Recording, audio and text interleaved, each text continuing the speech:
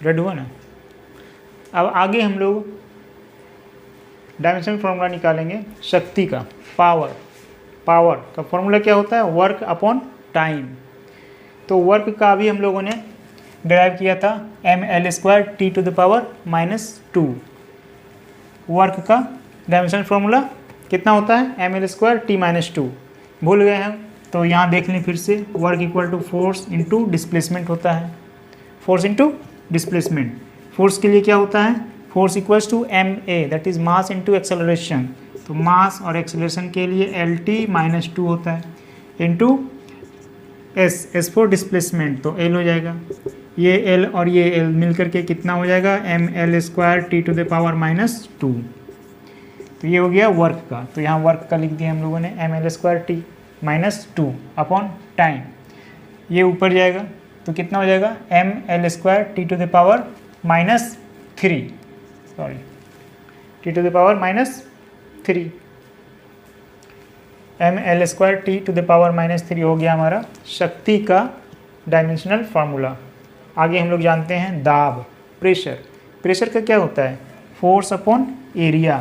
तो फोर्स का भी हम लोगों ने देखा क्या होता है, force that is ma, mass into acceleration. तो mass into acceleration LT-2 upon area, area का L² होता है। ये ऊपर जाएगा तो कितना हो जाएगा, m ऊपर जाएगा तो -2, यहाँ पहले से +1, तो +1 - 2 = -1 होता है। तो यहाँ हो जाएगा ml-1 T⁻⁻2। तो this is the dimensional formula for pressure. अब आगे हम लोग बढ़ते हैं टाइम पीरियड। टाइम पीरियड जिसको T लिखते हैं, कैपिटल T से इसको डिनोट करते हैं। आवर्तकाल जिसे कहते हैं हिंदी में, क्या कहते हैं, आवर्तकाल। व्हाट इज आवर्तकाल, व्हाट इज टाइम पीरियड। आवर्तकाल क्या होता है, एक पूरा दोलन करने में जो समय लगता है वो आवर्तकाल कहलाता है। पढ़े हुए तुम लोग क्लास 9 में। The time taken by the pendulum to complete one complete rotation, time taken by the pendulum to complete one rotation is known as, और one oscillation is known as time period. एक oscillation करने में यहाँ से यहाँ तक जाने में और फिर यहाँ तक वापस आने में जो टाइम लगता है वो क्या कहलाता है, टाइम पीरियड। तो यहाँ से यहाँ तक जाने में और आने में जो टाइम लगता है, तो टाइम लगता है तो ये समय यानी T। तो इसका क्या हो जाएगा डायमेंशनल फार्मूला, सिंपली T। बड़ा सिंपल है। ml को कैसे घुसाएंगे यहाँ, तो m0 कर देंगे, l0 कर देंगे और T लिख देंगे। ये हो गया dimensional formula for time period. आगे हम लोग बढ़ते हैं आवृत्ति। आवृत्ति बहुत दोनों में गहरा संबंध है, आवृत्ति और आवर्तकाल में। टाइम पीरियड एंड फ्रीक्वेंसी, गहरा संबंध है ना जी। कैसे, फ्रीक्वेंसी इक्वल्स टू 1/T होता है, 1 time period, 1 divided by time period. तो और इसका डायमेंशन फार्मूला भी T होता है। तो T ऊपर जाएगा तो T⁻⁻1 हो जाएगा, that is m0 l0 T⁻⁻1 हो जाएगा इसका डायमेंशनल फार्मूला। आवर्तकाल का हो गया T और आवृत्ति का हो गया T-1। क्लियर है।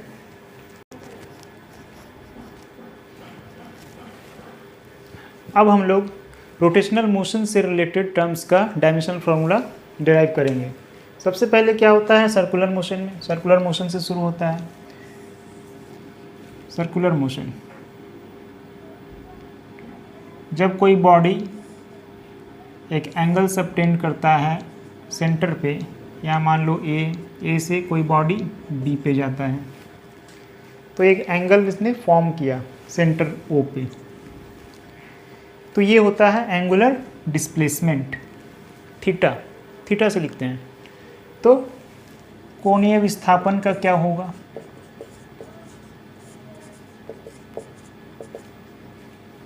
एंगुलर डिस्प्लेसमेंट किस में लिखते हैं, थीटा में लिखते हैं। इसका यूनिट तो होता है, ध्यान रखेंगे, ये बहुत ही स्पेशल चीज़ है। इसका यूनिट क्या होता है, रेडियन होता है। ये क्या है, यूनिट, इसका यूनिट होता है रेडियन। ऐसा यूनिट होता है इसका रेडियन, डिग्री नहीं, डिग्री भी एक दूसरा यूनिट है, लेकिन इसका ऐसा यूनिट क्या होता है, रेडियन होता है। लेकिन ये डायमेंशन लेस है। क्या है, डायमेंशन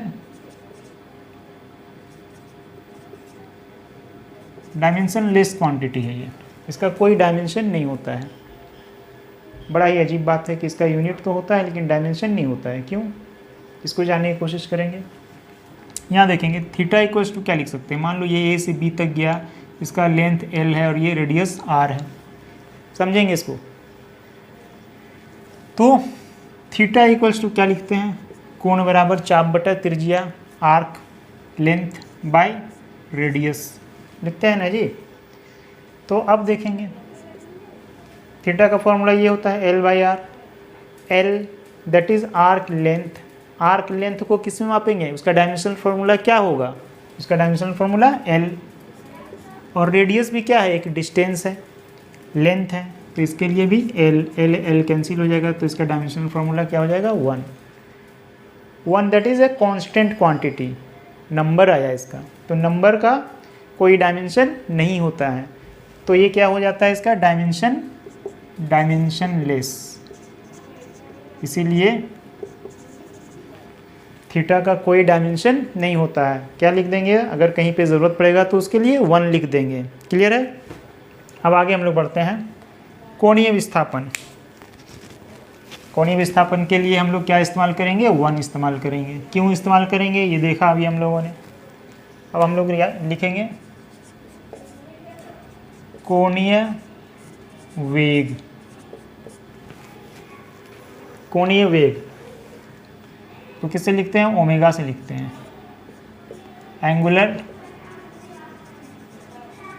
वेलोसिटी क्या होता है, angular velocity, angular displacement that is theta upon time, angular displacement upon time. कोणीय विस्थापन बटा समय, याद रखेंगे। तो कोणीय विस्थापन का क्या होता है, 1 होता है। टाइम का क्या होगा, कैपिटल टी होगा, that is T to the power -1, यानी m0 L0 T to the power -1। ये हो गया हमारा कोणीय वेग का डायमेंशनल फॉर्मूला। ठीक है। अब आगे हम लोग बढ़ते हैं कोणीय संवेग का, देखते हैं क्या होता है। एंगुलर मोमेंटम फॉर्मूला क्या होता है, नहीं जानते होंगे, देख लें। Linear momentum multiplied by distance. Linear momentum multiplied by distance होता है इसका फॉर्मूला। रेडियस होता है एक्चुअली, तो रेडियस को किस में मापेंगे, डिस्टेंस में मापेंगे, तो डिस्टेंस लिख दिए। हिंदी में क्या लिखेंगे, रेखीय संवेग गुना दूरी। क्या लिखेंगे, रेखीय संवेग गुना दूरी। तो लीनियर मोमेंटम का हम लोगों ने अभी देखा था क्या होता है, भूल गए होंगे, P = mv। फिर से देख लेंगे, तो मास m, v के लिए LT-1, तो ये होता है लीनियर मोमेंटम, यहाँ रख देंगे MLT-1, और डिस्टेंस के लिए भी L, तो ये L और ये L मिलके क्या हो जाएगा, L², तो ML²T-1। This is the dimensional formula for angular momentum, dimensional formula for angular momentum. अब हम लोग एक बहुत ही इम्पॉर्टेंट चीज़ के बारे में बात करेंगे। क्या बात करेंगे देखेंगे,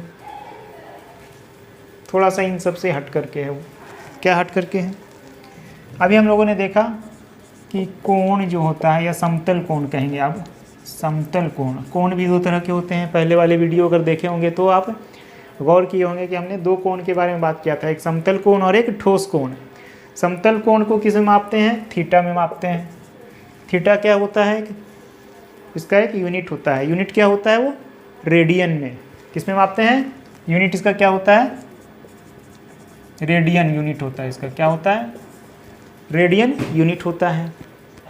तो अब ये रेडियन इसका यूनिट होता है, तो किसके लिए, समतल कोण के लिए। एक प्लेन पर अगर कोई एंगल बन रहा है तो लेकिन इसका अभी हम लोगों ने देखा कोई डायमेंशन नहीं होता है। ये इसका कोई डायमेंशन क्या होता है? डायमेंशन लेस होता है ये। ठीक उसी तरह से ठोस कोण को अगर देखें,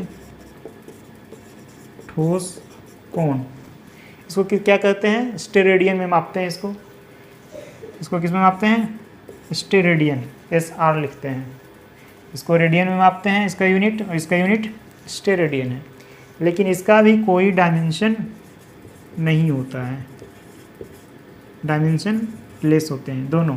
ये दोनों क्या होते हैं? डायमेंशन लेस होते हैं। लेकिन इसके यूनिट होते हैं, याद रखेंगे।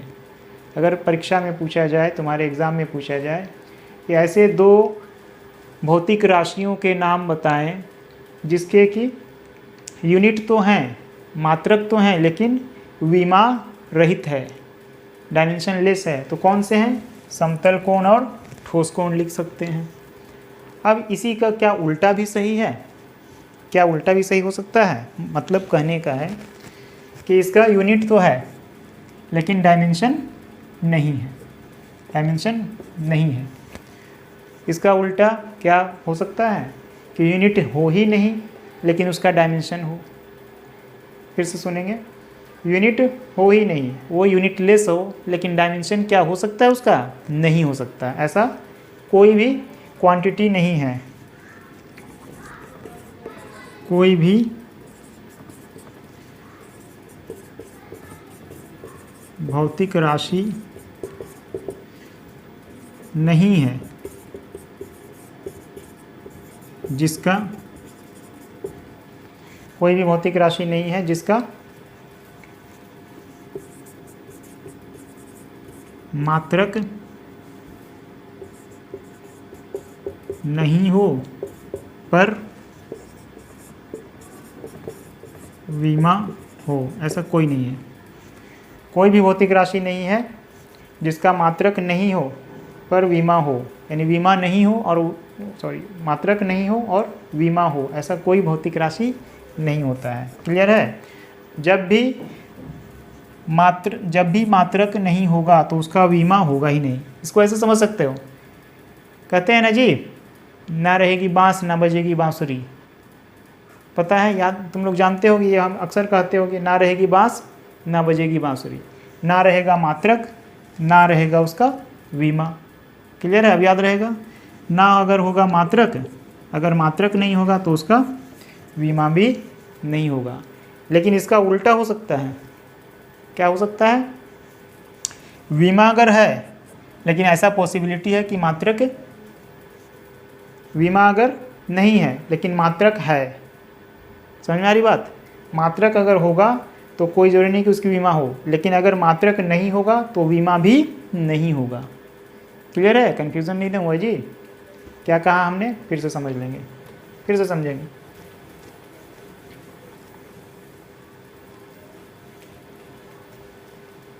अगर मात्रक नहीं होगा, अगर मात्रक नहीं है तो बीमा भी नहीं होगा। लेकिन अगर मात्रक है तो बीमा नहीं भी हो सकता है। ऐसा पॉसिबिलिटी हो सकता है, हर जगह नहीं, कहीं कहीं मात्रक है तो बीमा नहीं भी हो सकता है। ऐसी ऐसी राशियां हैं जैसे कि अभी हम लोगों ने देखा कोण, angle and solid angle, solid angle, ये दो ऐसे राशियां हैं जिसका कि मात्रक तो है लेकिन विमा नहीं है। क्लियर? ठोस कोण को अगर कोई नहीं समझे होंगे तो थोड़ा सा समझ लें ठोस कोण होता क्या है। जैसे मान लो कि तुम गए तरबूज के दुकान पर। कहाँ गए? तरबूज के दुकान पर। तरबूज वाले को बोलते हो कि तरबूज लाल है कि नहीं है ये दिखाओ, तो क्या करता है वो फट से एक छुरी लेता है, इस तरह से घुसाता है, इस तरह से घुसाता है, इस तरह से और इस तरह से अंदर डाल करके, ये मान लो तरबूज है, और यहाँ से काट करके एक पार्ट निकाल देता है अंदर से। वो जो निकलता है अंदर से वो ऐसा रहता है ना जी, इस तरह से निकलता है। तो यहाँ पे देखो एक कोण बना रहा है, ये एंगल बना रहा है। तो यही जो एंगल जो होगा वो कैसा होगा, 3 डायमेंशनली होगा। कैसा होगा वो, 3 डायमेंशनल एंगल होगा। तो ये 3 डायमेंशनल एंगल जो कहलाता है वही क्या कहलाता है, ठोस कोण कहलाता है। 3 dimensional angle is called solid angle. त्रिविमीय कोण ठोस कोण कहलाता है, जिसका कि मात्रक क्या होता है, एस आर, और डायमेंशन क्या होता है, डायमेंशन नहीं होता है। समझ में आई बात? उम्मीद है समझ में आया होगा। अगर समझ में आया तो कमेंट बॉक्स में ज़रूर लिखेंगे, और नहीं समझ में आया, तुम्हारा कोई कन्फ्यूज़न है तो वो भी पूछेंगे, मैं उसे क्लियर करने की कोशिश करूँगा। ओके।